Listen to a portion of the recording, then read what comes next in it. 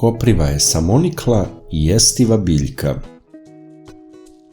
Svi delovi biljke su korisni i to list, cvet, stabljika, koren i seme.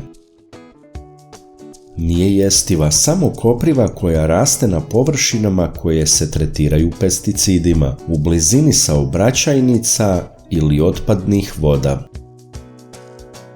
Mlađe generacije ne znaju koliko je kopriva korisna i misle da je bolje da se iskoreni, ali stariji ljudi znaju da je ona jako hranjiva i prirodni lek za mnoge bolesti. U kuhinji kopriva može da se koristi kao zamena za spanać, i to kakva zamena. Po svom nutritivnom sastavu je bolja od spanaća.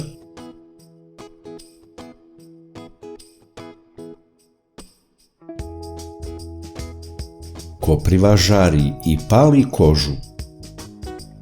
Može izazvati alergijske reakcije i crvenilo. Svako je kao dete bar jednom došao u dodir sa koprivom. Nije to bilo prijatno iskustvo. Ali poklonici alternativne medicine kažu da osobe koje pate od reume, artritisa i gihta treba da beru koprivu golim rukama. Iglice koprive deluju kao akupunktura, pa u tom smislu mogu pomoći da se ublaže pomenute bolesti. Oni idu tako daleko da se žare listovima koprive po bolnim mestima i tako ih stimulišu.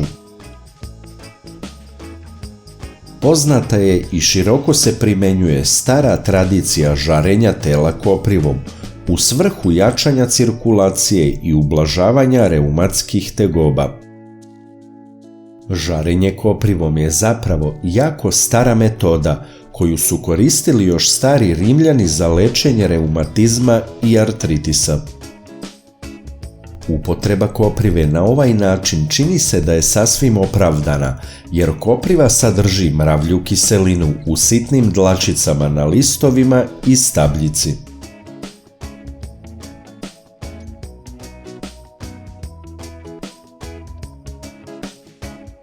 Ovaj put ipak nisam bio raspoložen da probam brati koprivu golim rukama, pa sam koristio rukavice. Ne vade se cele biljke iz zemlje, nego se beru gornji listovi.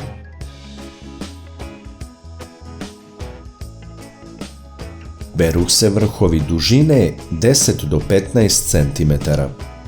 Oni su najsvežiji, a ostatak biljke nastavlja ponovo da raste. Naberite samo količinu koja vam je potrebna.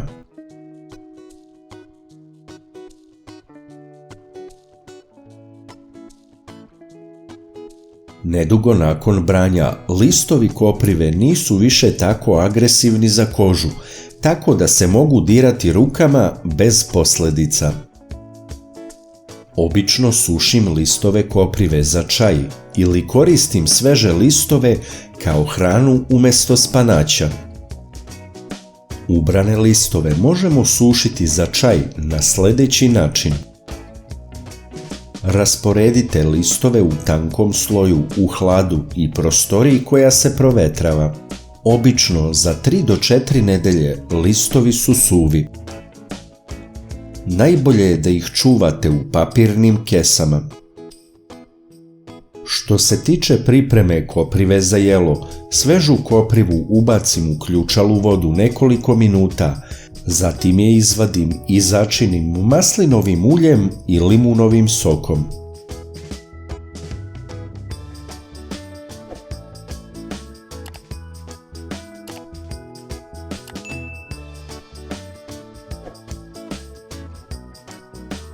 To je najjednostavniji način pripreme. Čak miriše na spanać i ima sličan ukus.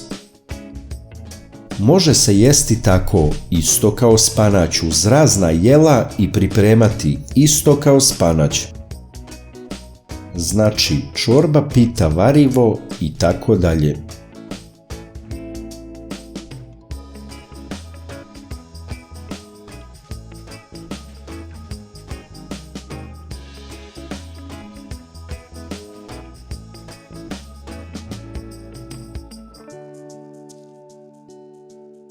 Ako imate sokovnik za lisnato povrće, možda je najbolje da listove koprive koristite za dobijanje sveže ceđenog soka. To je snažno sredstvo protiv anemije i za jačanje organizma.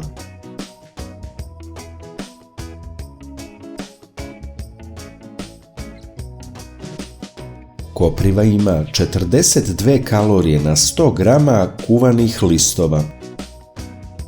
Kopriva obiluje sa nekoliko vitalnih fitonutritijenata, antioksidanata te vitamina i minerala koji imaju ogromne koristi za naše zdravlje. Antioksidanti i fitonutritienti iz koprive imaju važnu ulogu u smanjenju simptoma dijabetesa, za kardiovaskularno zdravlje i zdravlje jetre. Zeleni listovi koprive su odličan izvor vitamina K. Također, bogat su izvor folata kao i drugih vitamina B grupe. Značajan su izvor i vitamina A kao i vitamina C naravno. Zeleni listovi koprive su izvanredan izvor minerala, kalcijuma, magnezijuma, fosfora i gvožđa. U manjim količinama ima i kalijuma, mangana, cinka, hroma i selena. Studije koje su rađene podržavaju konzumiranje koprive radi nutritivne koristi i naglašavaju njen veliki potencijal. Travarka Susan Vid kaže da nema nutritivno bogatije ishrane ni u jednoj biljci, pa čak ni u plavo-zelenim algama. Nakon što pogledamo naučna saznanja o koprivi, moramo se složiti. Ne treba zaboraviti, kopriva je jedan od najboljih prirodnih lekova protiv anemije. Najlakši način da podržite naš rad je da lajkujete video. Kliknete na dugme prati, zatim na zvonce i na kraju potvrdite zvonce. Ovo za nas znači mnogo. Hvala vam na podršci.